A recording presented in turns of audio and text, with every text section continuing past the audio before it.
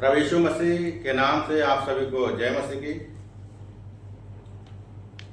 परमेश्वर का धन्यवाद देते हैं। एक बार फिर से प्रभु ने हमें आपके लोगों के सामने और लाइव आने में मदद किया है।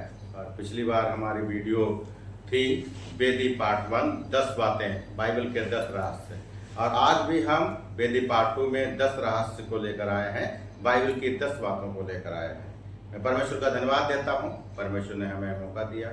आप सभी लोगों का धन्यवाद देते हैं कि आप सब लोगों ने पहली वीडियो को 1000 लोगों ने देखा है।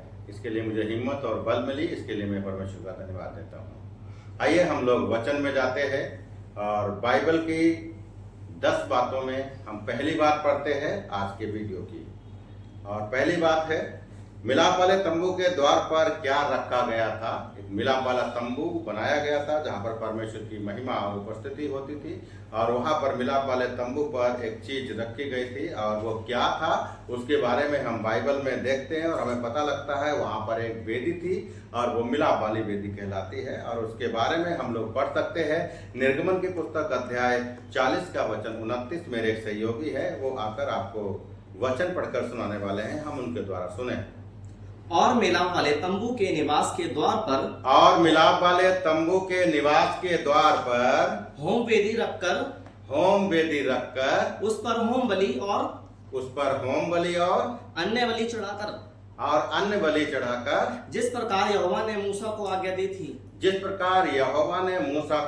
दी थी वहां पर एक वेदी रखी गई हो। आज की वीडियो का आज की 10 बातों में ये पहली बात है, और हम दूसरी बात की तरफ में आते हैं और दूसरा वचन की तरफ में जाएंगे। और हमारा दूसरा क्वेश्चन इस प्रकार से है, मिलाप वाले तंबू में वेदी कौन सी लकड़ी की बनाई गई थी। और इस संसार में बहुत सारी लकड़ियां पाई जाती हैं, लेकिन उस समय भी बहुत सारी लकड़ी थी, मगर परमेश्वर ने वेदी को कौन सी लकड़ी से बनाने की अनुमति दी थी, इस बात को हम लोग देख पाते हैं निर्गमन की पुस्तक अध्याय 27 के वचन 1 में। और हमारे दूसरे सहयोगी पढ़कर सुनाए। फिर वेदी को बाबूल की लकड़ी की 5 हाथ लंबी और 5 हाथ चौड़ी बनवाना।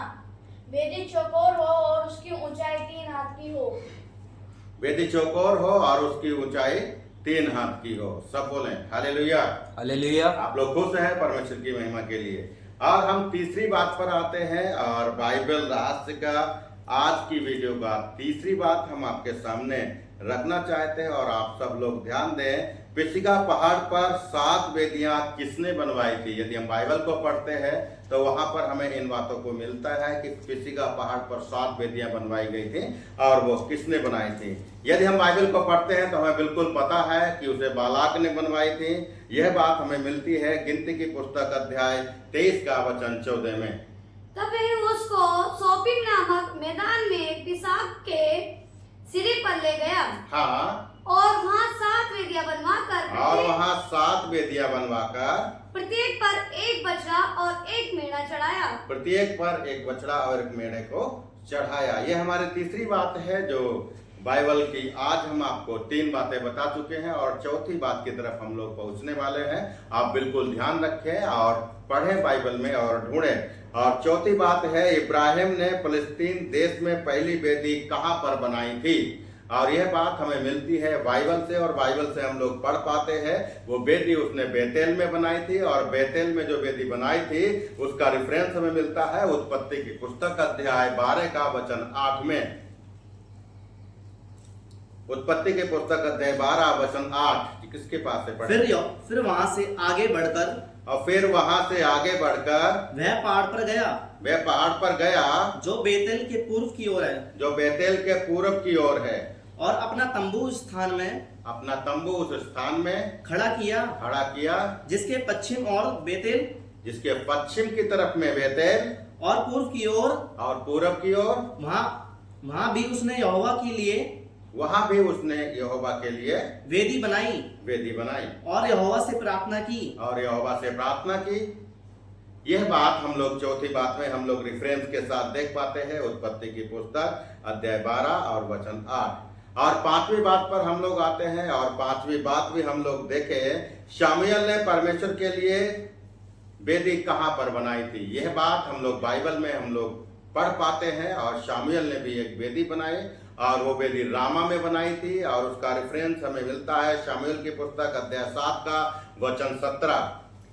तब वह रामा में जहाँ उसका घर था, तब वह रामा में जहाँ पर उसका घर था, शमूएल दर्शी जहाँ पर रहता था, लौट कर आया और वहाँ भी इसराइलियों का न्याय करता रहा। और वहाँ भी इसराइलियों का न्याय करता रहा। और वहाँ उसने यहोवा के लिए एक वेदी बनाई। वहाँ पर उसने यहोवा परम प्रधान परमेश्वर के लिए एक वेदी को बनाया। यह है यहाँ पर हम लोग पढ़ पाते हैं हमारे आज की वीडियो के 5वीं बात। और 6ठी बात की तरफ में हम लोग आते हैं। और बाइबल बहुत इंपॉर्टेंट है, बाइबल की बातें बहुत इंपॉर्टेंट हैं। और आज हम लोग पढ़ रहे हैं वेदी के बारे में। और वेदी पार्ट 2 में हम लोग हैं। और वेदी पार्ट 2 की 6ठी बात हम लोग पढ़ने जा रहे हैं। और हम लोग ध्यान रखें 6ठी बात के बारे में। बाइबल हमें बताती है छोटे पक्षी ने अपना घर कहाँ पर बनाया था। और एक छोटा पक्षी सुपाबेनी का घर कहाँ पर बनाया गया था, यह बात हमें बाइबल में मिलती है। और भजन संगीता की पुस्तक अध्याय 84 का वचन 3 में हम लोग पढ़ पाते हैं। हे सेनाओं के यहोवा, हे सेनाओं के यहोवा, हे मेरे राजा, हे मेरे राजा, मेरे परमेश्वर, हे मेरे परमेश्वर, तेरी वेदियों में गौरैया ने अपना बेशेरा और सुपाबेनी ने घोंसला बना लिया है। सब मिलकर बोले आमीन। आमीन। ये सब बातें हमें इस प्रकार से मिलती हैं। और हम आगे बढ़ रहे हैं वचन 7 की तरफ में।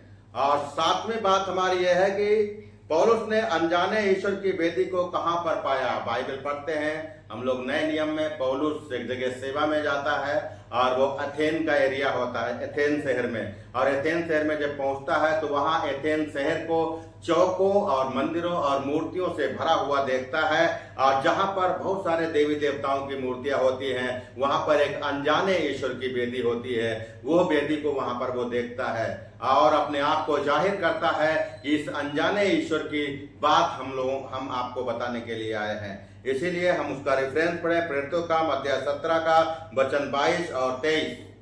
तब पौलुस ने अरियुपगुस के बीच में खड़े होकर कहा, हे एथेंस के लोगों, मैं देखता हूँ कि तुम हर बात में देवताओं के बड़े मानने वाले हो। वो कहता है कि आप लोग हर बात में देवताओं के बड़े मानने वाले हो, एथेन के शहर के लोगों। क्योंकि जब मैं फिरते हुए तुम्हारी पूजने की वस्तुओं को देख रहा था, जब मैं पूरे एथेन शहर में घूमते हुए फिरते हुए तुम्हारे पूजने की वस्तुओं को देख रहा था, तो एक ऐसी वेदी भी पाई है जिस पर लिखा था अनजाने ईश्वर के लिए। आप याद रखें, ये परम प्रधान परमेश्वर की बातों को लेकर एथेन शहर में गए थे। आगे हम लोग पढ़ेंगे और एक और बात हम आपके सामने लाते हैं वचन 8। वह कौन सी वेदी है जो स्वर्गीय मंदिर में कहलाती है और स्वर्गीय में कहलाती है, उसके बारे में हम लोग बाइबल में पढ़ सकते हैं। और स्वर्गीय वेदी धूप की वेदी कहलाती है। और धूप की वेदी यशाया 6:6 पढ़े हम लोग। तब एक साराप हाथ में अंगारा लिए हुए, जिसे उसने चिमटे से वेदी पर से उठा लिया था, मेरे और पास। यशाया के वचन अध्याय 6:6 में देखते हैं, तब एक शराब अपने हाथ में अंगार लिए हुए, जिसे उसने वेदी पर से चिमटे से उठा लिया था, मेरे पास उड़कर आया। यह बात हमें यशाया 6:6 में मिलती है। और हम यदि पढ़ें तो हमें पता लगेगा प्रकाशित वाक्य अध्याय 8 के वचन 3 में भी हम वेदी के बारे में पढ़ सकते हैं जो स्वर्गीय मंदिर में है। फिर एक और स्वर्गदूत सोने का धूपदान लिए हुए आया और वेदी के निकट खड़ा हुआ और उसको बहुत धूप दिया गया कि सब पवित्र लोगों की प्रार्थनाओं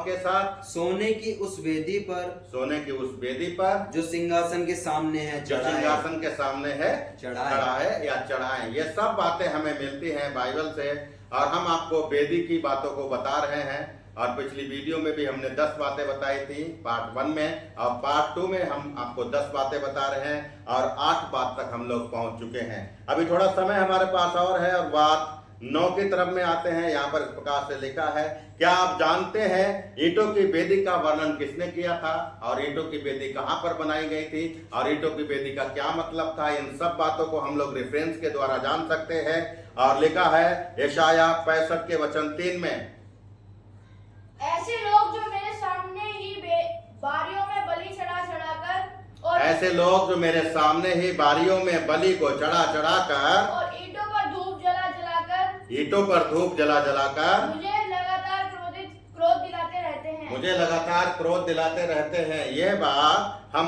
पकड़ पाते हैं या पढ़ पाते हैं यशाया 65 के 3 में। और 10वीं और लास्ट बात पर हम लोग आते हैं और यहाँ पर हम देख पाते हैं कि किसने वेदी का नक्शा, जो नक्शा था वेदी का, वो दशमिक को भेज दिया। इन सब बातों पर हम लोग देख पाते हैं।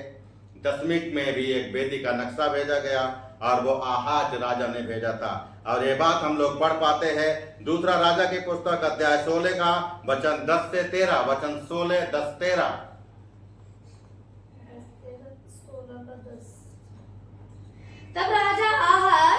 तब राजा आहाज अशूर के राजा तिलक-पिलेसर से भेंट करने के लिए दशमिक को गया और वहाँ की वेदी को देखकर उसकी सब बनावट के अनुसार उसका नक्शा उरिया याजक के पास नमूने के रूप में भेज दिया। ये 10 बातें हम आपको आज बता पाए हैं और वेदी की बातों पर हमारा वीडियो 10 और 10 20 बातें आपके सामने रेफरेंस के साथ लेकर आए हैं। मैं धन्यवाद देता हूँ, ईश्वर ने ये सब करने के लिए हमें मदद किया। आपके सम्मुख आते हैं प्रभु जी और हमारे सभी टीम के लिए धन्यवाद देते हैं, एनोस के लिए, सौरभ के लिए, राहुल के लिए, प्रीति के लिए। अगला भी वीडियो हमारा फ्राइडे को आएगा लाइव और हम स्वर्गदूतों के बारे में बात करेंगे और स्वर्गदूतों के बारे में 10 बातें हम लोग रेफरेंस से आपको बताएंगे। तब तक मैं आशा करता हूँ परमेश्वर आपके परिवार को सलामत रखे और खुश रखे और आशीषित करते रहे। सभी को जय मसीह की।